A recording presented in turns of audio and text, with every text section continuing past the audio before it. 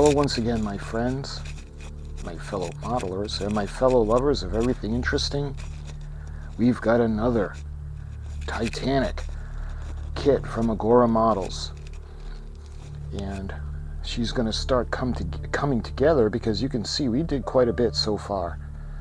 We've got the engine room, the turbines, we got the forecastle, we added on to the back. And when it comes to the top, we have the boat deck, promenade deck, going all the way back to the second class entrance. So let's go take a look at what we got in this shipment from AGORA Models for build a 1/200 scale R.M.S. Titanic. All right, so I'm kind of excited because the box is pretty heavy and it's shaped differently. So let's see what we got in here. You can see AGORA Models. We got the paper, and let's take a look at the issues. Right off the bat, looks like we have number 96, 94, 98, 93,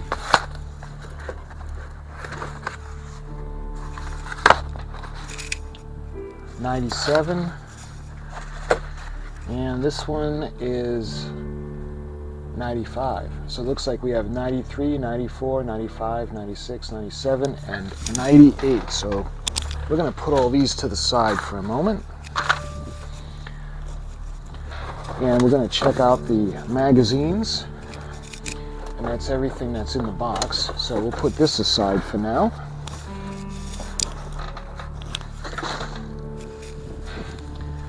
See if they're in order. So we got 98, 97, 96, 95, 94, and finally 93. Love it. All right, so let's go ahead and let's start with issue number 93. As usual, you can see the model on a cover, finished model. And when we open it up, you can see we have the Titanic, the ship, the legend. You can see coming in the issue, the next issue, it looks like a crane. Look at that. Cargo cranes. We have the Giant of the Sea and a step-by-step instructions. So this is going to be really cool because at the corner of my eye, I think this is Mauritania, Lusitania. You can see these beautiful ladies who were part of the Cunard line. In the early 1900s, Cunard commissioned 2 new liners. They were the fastest in the world at the time and also the most luxurious. Promotional postcards from 1906 for the liners Lusitania above and Mauritania left. They both highlight the exceptional features, such as size and tonnage of Cunard's 2 new sister ships. And you guys may or may not know, but this was actually the motivation and the driving force behind the Olympic class of ships with Olympic, Titanic, and Britannic.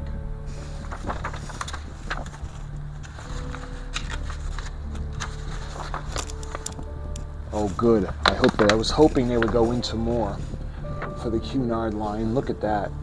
The workshops of St. John, Brown and Company in Clydebank, Scotland in the early 20th century. The period between 1900 and 1950, this was one of the most highly respected and well-known shipbuilders in the world. Look at that. And look at this, the launch of the absolutely beautiful Lusitania. Lusitania was the first of the ships to enter the water. John Brown and Company shipyard had to be modified so that the huge vessel could be launched diagonally across the widest part of the River Clyde at the point where it met a tributary. So look at that. Beautiful. And look at this. Absolutely beautiful. The luxurious first-class dining saloons on board Lusitania, left, and Mauritania, right. They were similar in overall structures, arranged over 2 levels and topped with a dome, but different in the style of decor. It's absolutely beautiful. See a couple of more photographs. I love these pictures. The Lusitania, the Veranda Cafe, and below is Mauritania's Veranda Cafe. Despite similar furnishings, the 2 spaces stand out for their different styles of finishings and color decor. And both beautiful. Love it. We have more photographs here. The top left, the second-class dining room on board Lusitania. Top right is the third-class covered deck on board Lusitania. Above left, the lounge on the Regal Suites, on board Mauritania. And on the right is the en-suite cabin aboard Mauritania. These are absolutely beautiful. I'd love to see more info on those 2 ships. So you can see now we're going to move over to the build, and it looks like we're going to be getting, looks like pliers that we're going to be getting. You can see the parts in the issue. We have the crane base, the crane body, the rear, the front, the hook, the connecting pin, the long hinge pin, short hinge pin, washer, crane jib, the left tie rod, the right tie rod, the cane cradle, pliers, and the screws. And you can see how we're actually going to build the crane. This is starting to get really, really exciting. We're going into more of the detail now. You can see we take the crane jib, the long hinge pin, position the jib so that the eyelets at the wide end fit on the other side of the base of the body assembled in the previous step, so that the holes are aligned. Fit the pin into the assembly, smooth end first. You can use pliers to push the pin in place. This is going to be really cool. Let's see, is this where the final? I love it. Look at, we actually put the rigging on.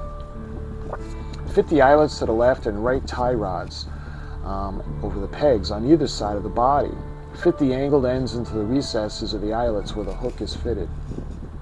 So it's not actually rigging, it's going to be the metal pins. So it's going to look like, it's going to appear to be the cables. That's really cool. And then we fit the crane on the base. Oh, I love it. And we're going to put a screw in, an HP screw at the bottom. And look at that. That's so cool. And we're actually going to put it where in the back with the end of the promenade deck, excuse me. And you can see how it's going to look. So we're going to start to detail it up now. That's the completed work. And that was everything for magazine for issue number 93. Let's go right into magazine number 94. You can see a nice big section. And look, we got the bilge keels along the bottom, along with the bottom. And we have a date with Destiny and the step-by-step instructions. Let's see, what is this? The Spanish capital, Madrid, at the turn of the century, is painted by Alfredo Palmero de Giorgio.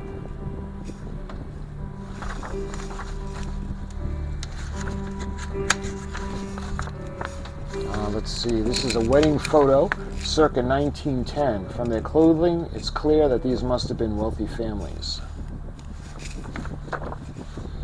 Let's see, what is this? 1908 menu from the fashionable Parisian restaurant Maxim's. Originally, the restaurant had been opened in 1893 as a bistro and ice cream parlor by Maxim Gillard. After a change of ownership, it became one of the most famous restaurants in the world. Okay, more information with the ships. Le Titanic, you can see that's in Cherbourg. A postcard of the largest ship in the world. It was sent from Cherbourg on April 5th of 1912. Okay, going into the instructions now, we're going to do the same thing for another crane. The only exception is now we don't have the pliers. We've already got that. So we're going to do the same thing for the assembly, and I'm thinking that this is going to go on the other side eventually. So we're going to build this crane now, the same exact way that we did the last one.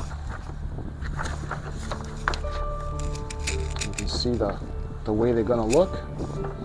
And then we're going to put it on the base again, and we're going to hold it in place with an HP screw.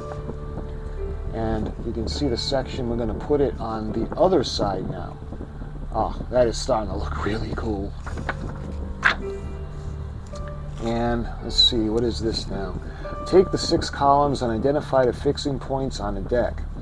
One at a time, apply a little glue to the ends of the columns and fix them in place, ensuring they are upright. See the columns that we're going to have to put in place. So that was everything in the magazine, issue number 94. So going over to 95,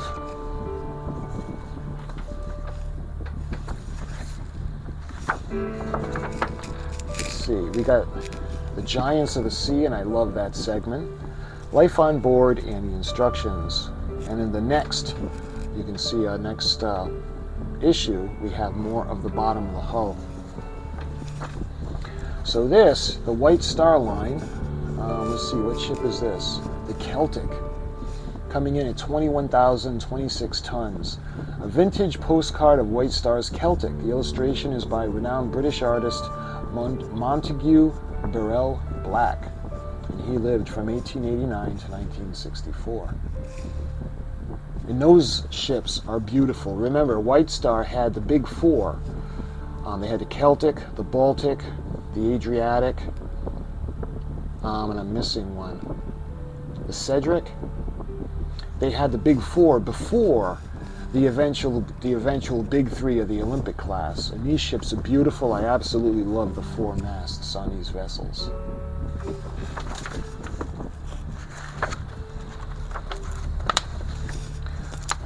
I love this. Check this out.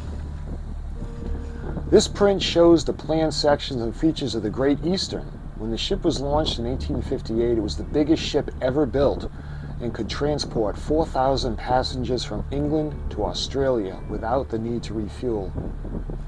Look at that. That thing is amazing. Let's see, we got 1, 2, 3, 4, 5, 6. We got 7 masts and 5 smokestacks. That is just amazing. I got to do some more research on this ship. I already love her. Let's see, this is the Celtic in her berth. Look at that picture. Celtic under construction at Harland and Wolff shipyards in Belfast in 1901. Beautiful.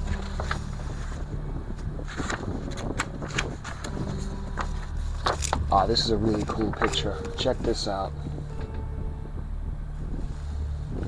This is the liner Celtic in the port of Liverpool during the 1920s. Look at that. That must have been a sight. She's beautiful.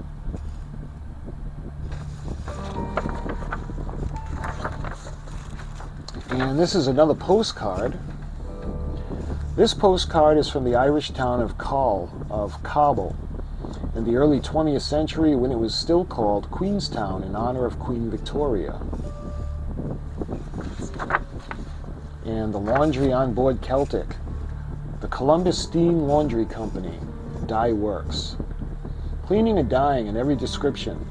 French dry cleaning a specialty. We also furnish clean towels for offices, shops, and businesses and houses. And this is largest in central Ohio.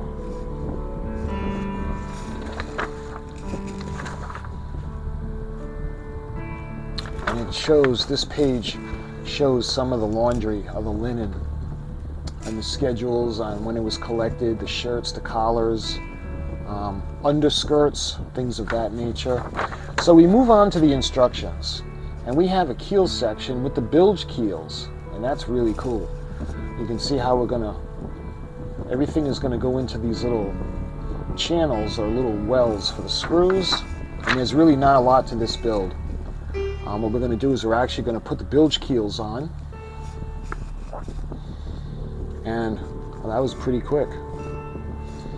So it looks like the bilge keels themselves are plastic.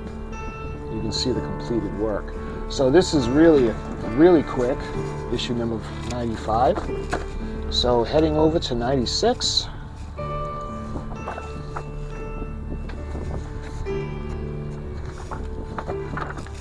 Let's see. We've got Giant of the Sea. Love those. The Edwardian era and instructions. And you can see another section of the hull. And what's this beautiful lady? This is the Cedric. Look at that. I wish we could get this model. A model of the liner Cedric in a foreground on display at the Merseyside Maritime Museum of Liverpool. I love it. I wonder what that ship is. They don't really say what it is, and I can't tell. I can't tell what ship that is by looking at it. But that's beautiful. Let's see. More with the Cedric. The abstract of log for the SS Cedric, Commander H.J. Haddock, CBRNR, Liverpool to New York.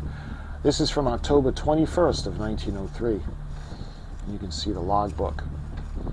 Remarks: strong northerly winds, head sea, nightly gale, northeasterly gale, heavy sea, fresh gale, strong south winds, light northwesterly winds, and you see the different longitudes and latitudes and positions that they were in on the different dates.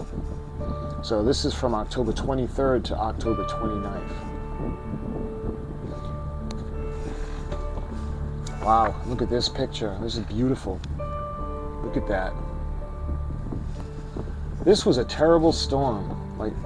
It was a terrible storm like this one that struck Cedric in March of 1905. Man, I wish I could paint like that.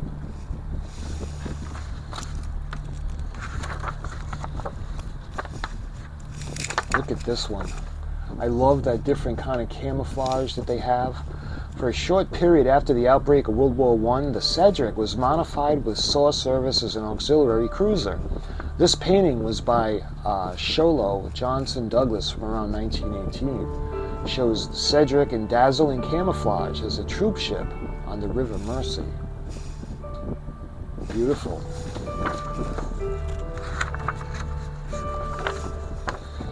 And then we go into the Edwardian era. Different cars. Let's try to get, there we go. And we got the next section of the hull. The next section, you can see the bottom. And again, this will be relatively easy. We're just going to put these two together. And then eventually, we're going to put it on the bottom to kind of sturdy, because it's got kind of floppy with the walls we've been extending out. So this is going to make it a little more solid. And you can see that's going to be held in place with IP screws. And a completed work where it's actually starting to get larger. The hull is extending. Okay, that was 96. So now we go to 97.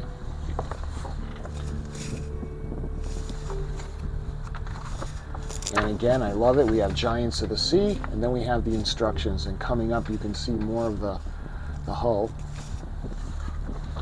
And the majestic Lusitania. And look at this, the Cunard Line advertisement. This Cunard Line advertising poster shows an impressive image of Lusitania, the company's jewel in a crown that was built by the British company at the turn of the century. Beautiful.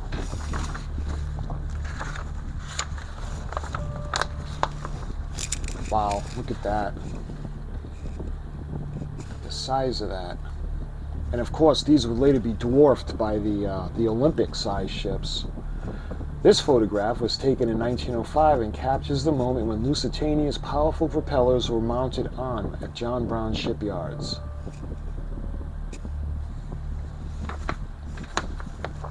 And look at these pictures. Beautiful. The Mauritania and the Lusitania were absolutely beautiful ships. A Cunard Line advertisement from 1910. Unlike the funnels on board Titanic, all 4 of Lusitania's funnels were fully functional. Nice.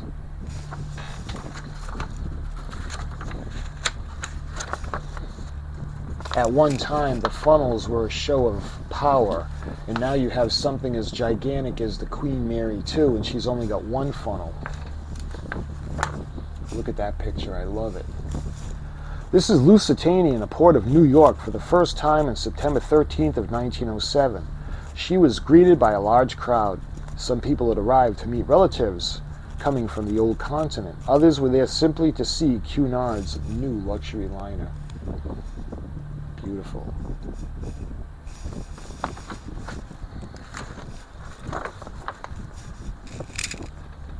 Look at the sign, the notice. Notice, travelers intending to embark on the Atlantic voyage are reminded that a state of war exists between Germany and her allies and Great Britain and her allies.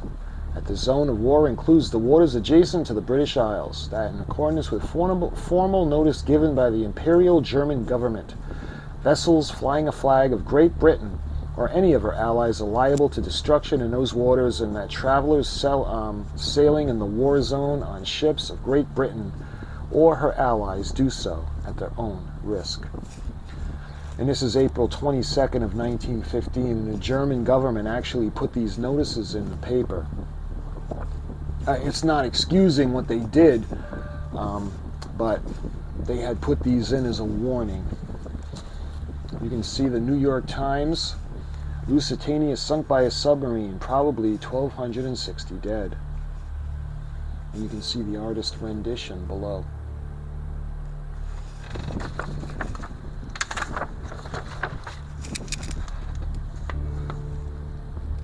Look at that beautiful dining room. That's just amazing. All that remain of Lusitania, undoubtedly one of the most famous liners in the world, are the wreck resting on the ocean floor and the images that bear witness to its luxury and splendor. An artist's impression of the first-class dining room. And this is a photograph of the sophisticated Veranda Cafe. Now we go in and we're going to put more of the hull on. And the last time we worked on this section, we had put the pieces that were going to be forming the opening where the engines are going to show through. So we're going to hold these in place with R.M.S screws, and you can see now how we're going to extend, and she's going to get even longer. And that was 97. Moving on, this is issue number 98. So we're creeping up on 100. We have the Giant of the Sea, Life on Board, and the instructions. And you can see coming up next time, in the next shipment, we have more of the hull. And look at this beautiful, beautiful picture. This is the Baltic. Wow. The Baltic as photographed in the port of Belfast in mid-June of 1904. She's beautiful. And again, I love those 4 masts.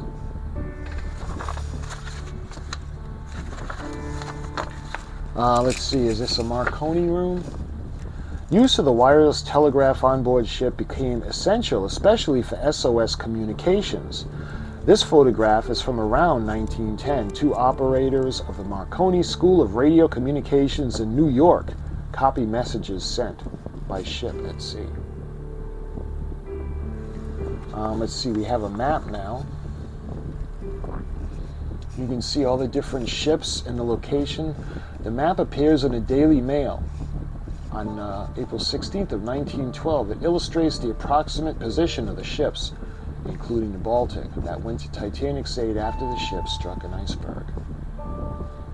And you can see Olympic was just too far away to make any kind of a difference. We got the Parisian, the Virginian, the Baltic, the Carpathia.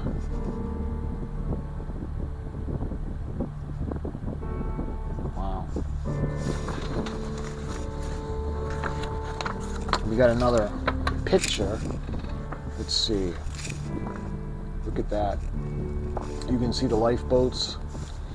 Passengers waiting to board Baltic in 1914. The liner was much loved for high levels of comfort that were offered, particularly to passengers in first and second class.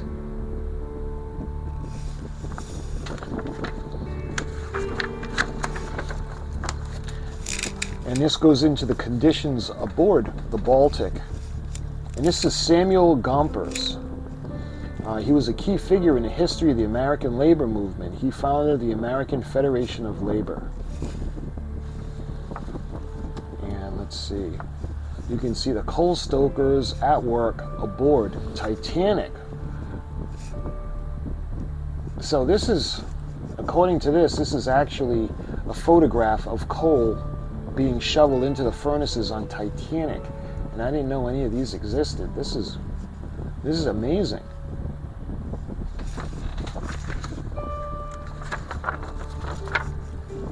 Let's see, what ship is this one now? It must still be the Baltic. The report he compiled following his inspection. Gompers described the inhumane conditions facing third-class passengers who undertook sea crossings in search of better lives. All right, now we move on, and we have the next section of the upper hull, the port side. You can see how we're going to put it together. It's going to be held in place with the IM screws. Well, eventually with the IM screws. I'm correct myself. They're going to be held in place with LM screws. And you can see the finished work. Man, I was under the impression that the stern would be around here since we did this section, but we still have, there's going to be like a foot extra in addition to what she already is now. And those are all the magazines. This was issue number 98. Okay, so we'll start with number 93.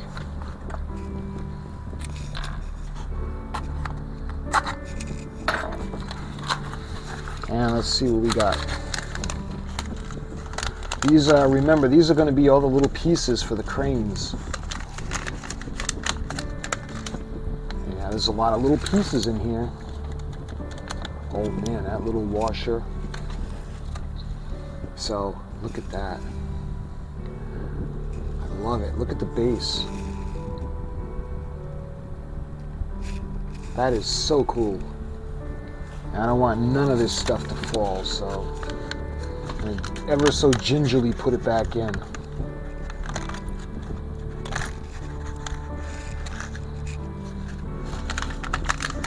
Not gonna take any chances with that. Alright, what's this now? I think these could be the little metal rods. Yep. I don't know if you can see, we got what look like 2 little springs and 3 metal rods, and I know they're really tiny. Man, a lot of tiny pieces for these things. All right, we got the HP screws, and they're gonna hold it to the deck. And let's see, what is this? Oh, we got our pliers. Look like needle nose type pliers. So we got issue number 94 now.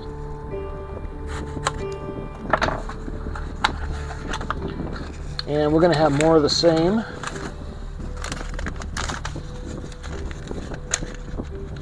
Yep. With this one we have the other crane. So it's basically the same thing that's in this one. And I don't want to open it up because we have those really tiny little metal parts, and we have the HP screws to hold everything in place. So that was short and sweet.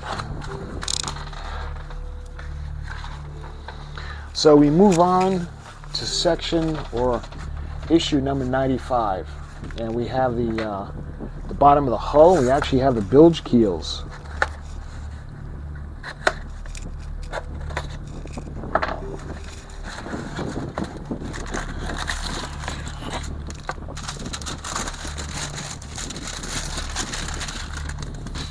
And this actually feels like plastic. This is not.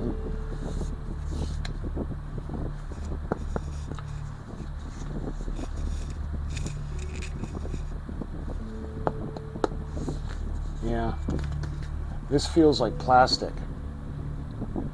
But you can see the bottom of the ship, and this is one of the few things that actually came already pre-assembled. You can see the screws are already in place on this section, holding these two plates together, but you cannot see a seam at all. So this is pretty cool. Then you would have the bilge keels in this. I'm just going to take one out for now. And these are made of plastic, but you can see how big they are for the 1/200 scale model. And you've got two of those. Let's see, now we move on to issue number 96.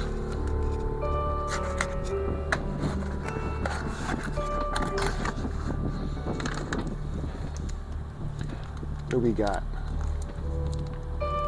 These looks like the IP screws, and these would be the IM screws. And finally, we have the IP screws. And let's see, what is this now? This another piece of the hull, I'm thinking. Yep, this is the bottom piece, and this is metal. Beautiful.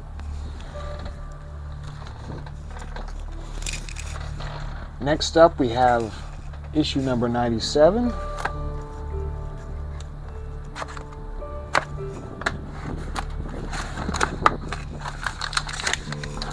Let's see, we got one pack of screws, and this would be the LM screws.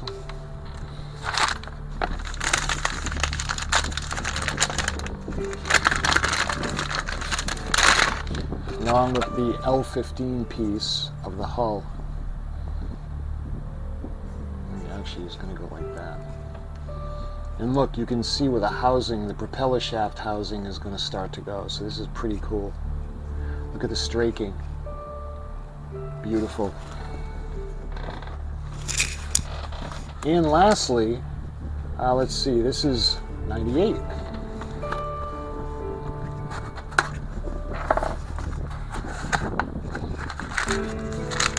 And we got a packet of screws. These are the LM screws. And lastly,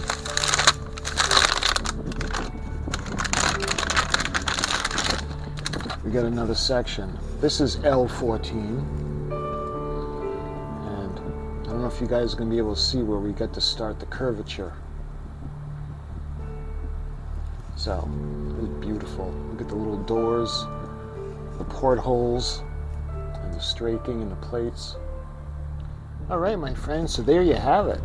We've got the issues 93, 94, 95, 96, 97, and 98. And a lot of this is the hull work. We're going to extend the hull, working our way towards the stern, as well as the the cargo cranes that are going to be around the end of the promenade deck, back towards the second class entrance. So my friends, if you wanted to know everything that's in these videos or these packages, what I do is I do two videos. One is the complete unboxing, and then one is the build. And when we do the build, I'm not going to go over anything included. That's what this video is for. So my friends, we're going to be doing the build very shortly. Until the next video, thank you for watching, and I'll talk to you guys really soon.